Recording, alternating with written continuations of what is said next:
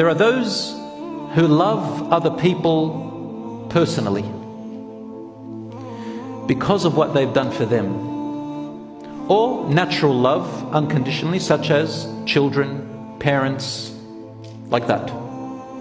That's a personal love that is not shared by any criteria except you, because you're related to them or because they've done favors for you. And this type of a person will only love someone if they find that they're there for them, they love them as well, they sacrifice for them. So it's a mutual transaction. The love grows based on treatment.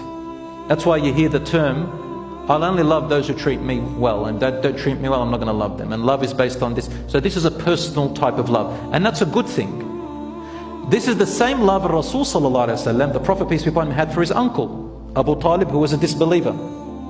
He loved him because his uncle supported him and protected him and looked after him and sacrificed for him and upheld the religion of Islam and what the Prophet ﷺ stood for, and he believed him, and he said he is truthful and I will protect him till my death.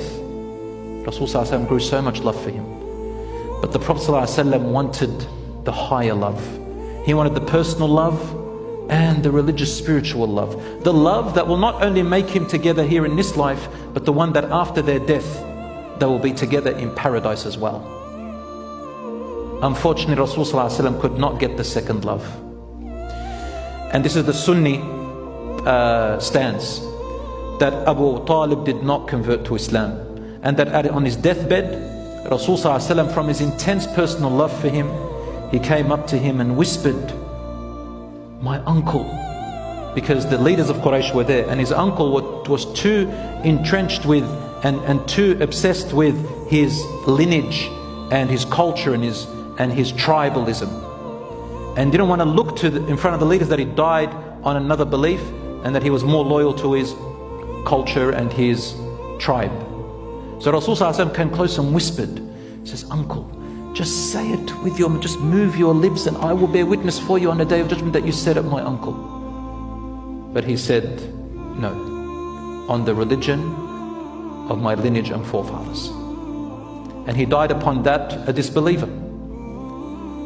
Rasul ﷺ at that point said, because of his personal love for him, he said, لَأَسْتَغْفِرَنَّ لَكَ, I will continue to ask Allah to forgive you after his death, إِلَّا أَنْ أُنْهَ عَنْهُ, unless Allah forbids me from doing it, I will continue.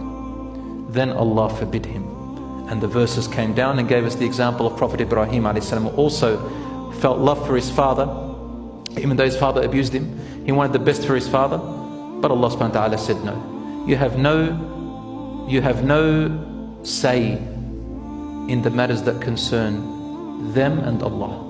You have a say in what's between you two, but not between them and Allah. For Allah created them, and Allah has His own wisdom, and He knows who deserves forgiveness and who doesn't." And Allah subhanahu wa ta'ala said, the disbeliever who has made that choice, Allah knows he does not deserve Allah's forgiveness. No, we're not allowed to ask Allah for forgiveness for them. Now, of course, there are different types of disbelievers. There are those who've never heard about Islam, for example. God knows who they are, and Allah will judge them in their own way. There is a hadith from Prophet which is authentic, that there are people who never heard about Islam, never received Islam on the day of judgment, and among them are the people who are not mentally sane and so on. On the day of judgment, Allah will send out a prophet who will tell them, "This is the fire, your God commands you to throw yourself in there." If they disobey, they are disbelievers, and if they throw themselves, it is made cool and peaceful upon them. Now, every test is according to the circumstances, and that's the best test for them. Anyway, that's to Allah.